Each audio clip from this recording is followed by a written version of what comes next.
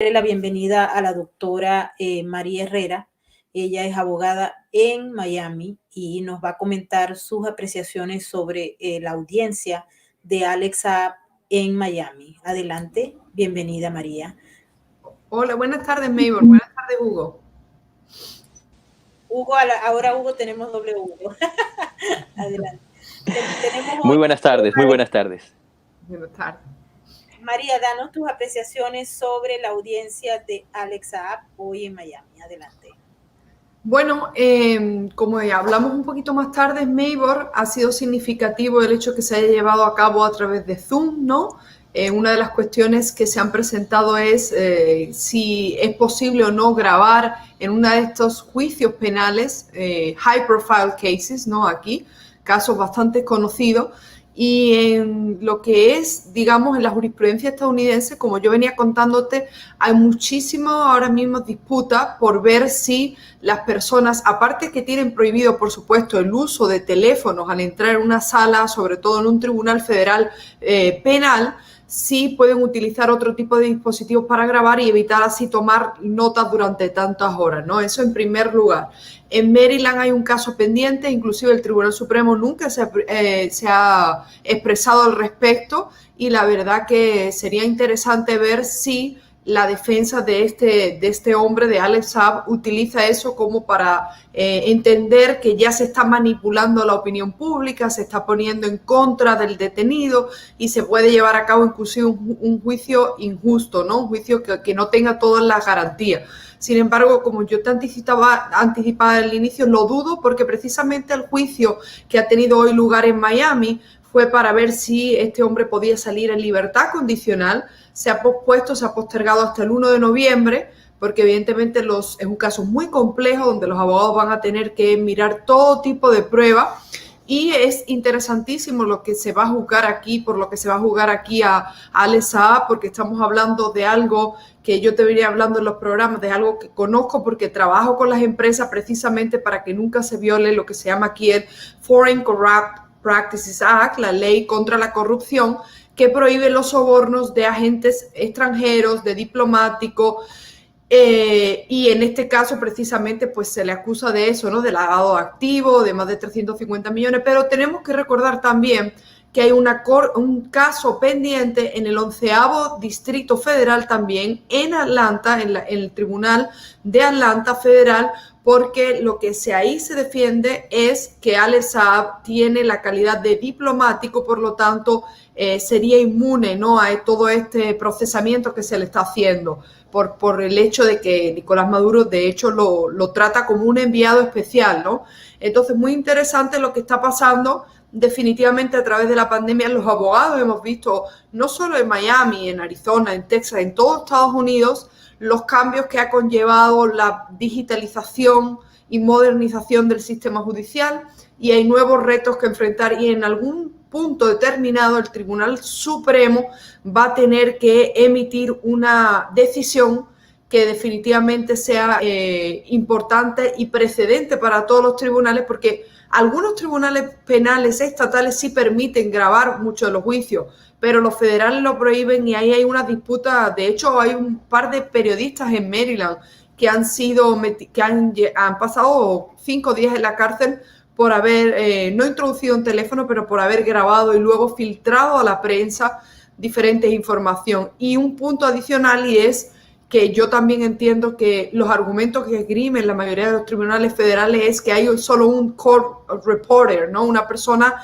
de la corte que toma nota, pero eso no significa, o sea, la primera enmienda de la Constitución estadounidense y de la mayoría de constituciones estatales permite la entrada de la prensa a los tribunales. Y sí es cierto que tiene límites, no todo es público y se puede pedir, se puede notificar por adelantado, tanto la defensa como el juez pueden pedir que no sea público. No ha sido el caso y esto va a traer cola. Quiero aprovechar que tanto Hugo como María son abogados y conocen perfectamente el sistema judicial de los Estados Unidos para preguntarle si existe entonces la posición, por ejemplo, de la defensa, de que Miami no es la mejor jurisdicción si Alexa decidiera ir a juicio, cosa que dudamos, pero está dentro de las posibilidades a tener. ¿Sería factible, tomando en cuenta que en el sur de la Florida es donde vive el mayor número de venezolanos y también de colombianos que están de alguna manera esperando que se haga justicia en el caso de Alex Saab porque lo consideran culpable del robo al erario público venezolano y particularmente al tema de las cajas CLAP que están directamente relacionadas con el hambre de los pobres en Venezuela, que según las últimas encuestas de una universidad católica se señala que hay más del 90% de pobres. Entonces, esto podría ocurrir si se plantea como un obstáculo para mantener un juicio justo. Le pregunto primero a Hugo y luego nos vamos con María. Adelante. Apreciada Maybord, apreciada María, la respuesta a esa pregunta depende procedimentalmente de un elemento que en los Estados Unidos se denomina subject matter jurisdiction.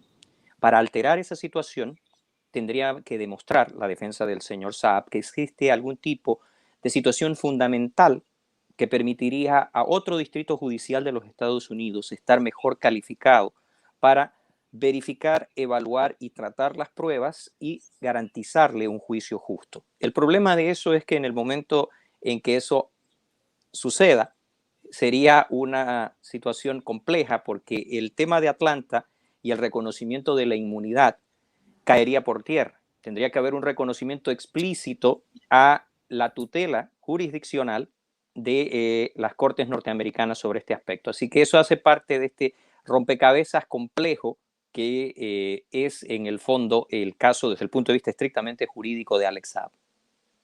Hoy escuchamos, María, también el tema de la fianza. Nosotros de antemano sabíamos que era más que difícil que se apruebe una fianza en este caso en particular, motivado a las características de Alex Saab y también porque él pasó a un estatus de fugitivo. Hay mucha gente que todavía no entiende y puede pensar que Alex Saab puede esperar todo el procedimiento en libertad condicional o bajo fianza. ¿Eso es posible? La pregunta es si podría revertirse, ¿le podrían dar libertad condicional?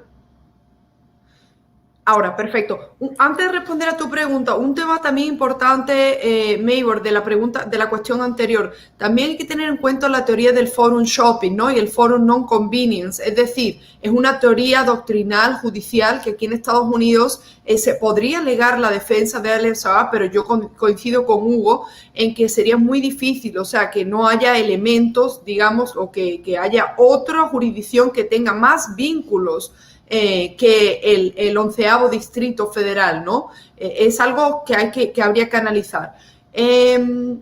A ver, nosotros aquí en Florida y en Nueva York y Nueva Jersey hemos visto casos en los que personas en los que han estado acusados de lavado de activos también por millones, al final le han conseguido, pero después de mucho tiempo salir bajo una fianza. Pero como tú dices, Mabel, o sea, el caso de Alex Saab es muy particular, también porque está como, bueno, pues como fugitivo, ¿no? O sea, como una persona que presenta un alto peligro de fuga. Y además es un caso tan conocido, tan relevante, en el que además Venezuela, Colombia están tan cerca, ¿no?, de Miami, que yo creo que sería muy difícil que ahora mismo le permitiesen salir en libertad provisional. Lo creo bastante difícil. Yo hace un año tuve la oportunidad de cubrir el caso, el juicio de Ali Saar Hasheminaya, que era un banquero, el dueño de Pilatus Bank, que fue acusado por el gobierno de los Estados Unidos de violar las sanciones impuestas por Estados Unidos a Irán, a la República Islámica de Irán, con fondos provenientes del erario público venezolano a través de unos contratos de PDVSA. Ese caso fue muy particular porque el jurado lo halló culpable. Se expresó todo el procedimiento judicial. Nosotros tuvimos oportunidad de cubrir que fue el último juicio en Nueva York durante el inicio de la pandemia, y hay que recordar que Nueva York era prácticamente el epicentro de la pandemia no, esperamos que no vuelva a ocurrir eso, ¿no? Pero el caso de Ali Saar Hasheminaya, él logró por el pago de una de las fianzas más costosas, mantenerse en libertad. Él tenía prácticamente como una gracia por parte de la jueza que le dio muchas ventajas. No sabemos exactamente la razón por la cual eso ocurrió así, pero él estuvo inclusive hasta el día que el jurado lo halló culpable, él salió caminando del juzgado sin ningún tipo de inconveniente y todo se adjudicó al tema de la pandemia. Posteriormente, Claro. la fiscalía le tuvo que retirar los cargos y ahora él está muy feliz porque, si bien es cierto lo hallaron culpable, hubo un papel que al parecer pues no entró dentro de la línea del descubrimiento y hizo que este señor saliera en libertad. En estos momentos, y me quiero referir nuevamente a lo que estaba planteando Hugo, porque es que el venezolano que anda buscando justicia está pendiente de cualquier detalle. Yo soy venezolana y me duele particularmente el hambre que pasa mi gente. Entonces le pregunto a Hugo, en la penetración de los socios suprarregionales, ¿qué pasó con Fue. Hugo? Se desapareció. Bueno, seguimos hablando del tema, ¿no? Y ahora te lo pregunto a ti, ya que Hugo se desapareció. El tema de la infiltración, aquí tenemos a Hugo de vuelta. Hola Hugo, ya te volviste. Mira, volviendo al tema, el tema de lo que estamos hablando de la infiltración de China en todos los gobiernos de América Latina, pero también tenemos conocimiento que está aquí, dentro del patio norteamericano. ¿Podríamos pensar que puede existir un elemento hilo conductor que pueda trastocar un proceso judicial o tenemos que estar tranquilos de que va a funcionar la justicia en este caso? Bueno, my board, aquí como hablamos al inicio de esta entrevista cuando hacíamos el análisis de Rusia, el marco geopolítico es imposible de apartar de la cuestión jurídica. La situación de Alex Saab involucra tantos intereses, tantos estados, tantas organizaciones, tanto del ámbito formal como del ámbito del crimen organizado. Implica tantos actores individuales, actores políticos, actores de influencia social, que es muy difícil pensar de que no existirá al menos la tentativa de afectar el resultado del proceso en materia legal. Yo te puedo decir de que es imposible decir o afirmar que la China pudiera no intervenir. Hay un número considerable de casos de, por ejemplo, académicos norteamericanos que fueron tentados, cooptados y reclutados por los servicios de inteligencia chinas, no solamente para espiar, sino también para ejercer influencia con respecto a la opinión.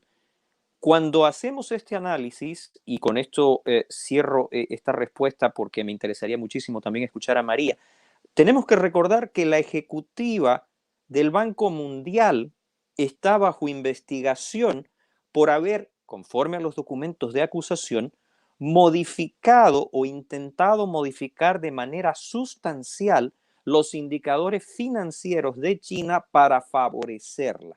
Entonces, creo que es bueno, es sano tener un grado de prevención y de reconocimiento a este tipo de factores que, vuelvo a reiterar, estados, organizaciones e individuos pueden intentar para afectar el resultado final de este proceso. Bien interesante ese planteamiento. Adelante, María. Varios puntos. Y volviendo al comentario que hiciste antes, Maybor, sobre que hay personas acusadas de lavado de activos que han salido en fianza, ¿no? Inclusive hasta el día que el jurado. Tenemos que tener en cuenta que siempre, también en Estados Unidos, y esto es algo recurrente, cuando la persona se enferma en la cárcel, su vida corre peligro o hay alguna otro condicionante que no pudiese, digamos, ser tratado, la octava enmienda también prohíbe, ¿no?, el trato inhumano, el trato cruel, y muchas veces vemos en el sector penal, en la inmigración, inclusive en muchas otras áreas, donde al final los abogados consiguen sacar a sus digamos, clientes de la cárcel bajo arresto domiciliario, fianzas multimillonarias, en fin, todo eso que tú has nombrado tienes mucha razón. Ahora, en cuanto a la infiltración del sistema de justicia de Estados Unidos, yo quiero comparar lo que pasa aquí, lo que está pasando aquí con el caso los casos que tenemos en España con la extradición pendiente del Pollo Carvajal, lo que hemos visto que ha pasado con la extradición de la ex enfermera de Hugo Chávez. Recordemos que estos son casos de mucho calibre, ¿no? High profile cases, como le llaman aquí, en el que esto sobre todo es una maraña, un tema político al fin y al cabo, ¿no? Entonces, ¿qué pasa? Ya hemos visto la reacción de Venezuela, el escándalo que han montado, cómo han tirado sus perros de presa los rusos para hacer declaraciones, empezar a meter presión. Entonces, ¿qué pasa? Si bien es verdad que en lo que es en la sociedad estadounidense el nivel de infiltración es bastante elevado y aquí en Miami, o sea, ya vivimos unos niveles ridículos. El año pasado, el año anterior, se descubrieron el espionaje establecido en el aeropuerto de Miami. Aquí convivimos con un sistema de espionaje y contraespionaje increíble. Y debido a la crisis inmigratoria en la frontera, yo vuelvo a reiterar, aquí están entrando muchos cientos de miles de personas mensualmente que no sabemos quién está entrando y que por supuesto son muchos de ellos enemigos claramente contra los Estados Unidos. Entonces, ¿qué pasa? Vamos, gracias a Dios, en el estado de Florida contamos no solo con un gran gobernador conservador de principios, abogado, ex Navy también, pero además con una fiscal general, Ashley Moody, que está haciendo una labor magnífica en temas antiterrorismo, contra el tráfico humano y metiendo la presión junta. Pero nunca podemos descartar, como dice Hugo, muy bien explica, que la propaganda y los otros elementos que se utilizan por parte de las organizaciones internacionales y lo que nos queda ahora mismo por ver de esos, ahora se acaban de llevar a 6 personas que estaban bajo arresto domiciliario en Venezuela, presos. Esto entra en un juego diplomático y ya vimos lo que pasó también en California con este hombre acusado también de lavado de activos, ¿no? Que al final entregaron a México.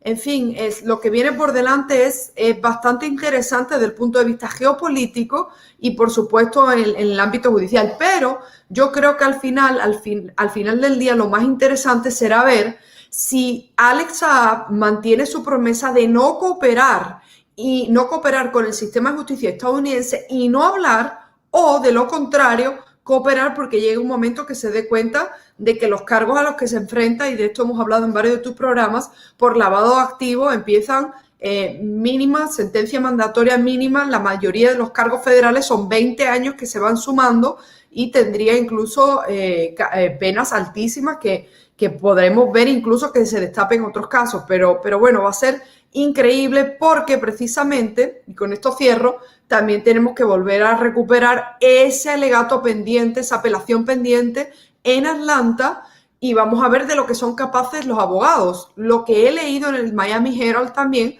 es que Alex Saab ha vuelto a contratar a un despacho de abogados en España precisamente para influir a través de contactos y penetrar la prensa, la opinión pública y todo el sistema de Estados Unidos. Por nuestra parte, lo que queda, la gente que trabajamos y vivimos en esto, en los sistemas de justicia, intentar que esto sea el juicio lo más justo posible y cada vez que detectemos alguna alarma, como tú has hecho hoy, siempre haces, Maybor, de posibilidad de que algo se nos vaya, pues intentar hablar con las personas y denunciarlo públicamente porque Estados Unidos a veces es muy naif, ¿no? Es muy inocente a la hora de llevar a cabo todos estos juicios, ni siquiera han sido capaces de entender cómo operan estos regímenes narcodictadores y el crimen organizado a nivel de influencia. Sí, ese aspecto es importante y también hay que recordar que estos fiscales que están atendiendo el caso de Alex Saab son nuevos. Claro. El fiscal que estaba y que conocía prácticamente todo el proceso se fue del caso y renunció al Departamento de Justicia y este aspecto hay que mirarlo con lupa. Afortunadamente somos muchos los interesados que estamos en lo que pueda ocurrir en ese juicio. Nosotros lo vamos a estar llevando, vamos a revisar todos esos documentos de arriba abajo, no somos únicamente los venezolanos, ¿cierto, Hugo? Con absoluta certeza, Maybor. Yo pienso de que hay que recordar otros aspectos conectados que también deben ser mencionados. el señor Alex Saab, más allá de la causa que lo envuelve hoy, está conectado con otros procesos a donde están como acusados el propio Nicolás Maduro Moros, y que hablan de lavado de activos, triangulación de recursos y financiamiento al terrorismo. Ahí tenemos aspectos que tienen que ver con seguridad nacional. Ahí tenemos aspectos que tienen que ver con una serie de actuaciones que trascienden el marco de lo jurídico y empiezan a darse de bruces con lo que se refiere a los intereses esenciales de los Estados Unidos. Así que creo que habrán interesados en el mejor sentido de la palabra, no solamente los venezolanos que sueñan con una democracia, no solamente en aquellos que estamos interesados en que se respeten las garantías, que se protejan los derechos humanos, que se llegue a administrar justicia, sino también a aquellos que desde el Congreso de los Estados Unidos, desde sus instancias de administración federal, están interesados en el bienestar y la seguridad de los propios Estados Unidos.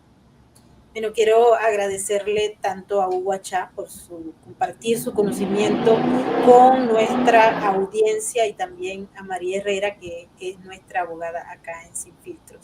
A ambos, muchísimas gracias. Quiero también darle un agradecimiento muy particular a todas aquellas personas que nos han acompañado esta tarde desde el Superchat. Muchísimas gracias a Las Llaves, a Lontán, a Tamaris López, creo que lo tenemos por acá, a Nesta y a Migdalia Chirinos, un gran saludo, igual que a Camilo.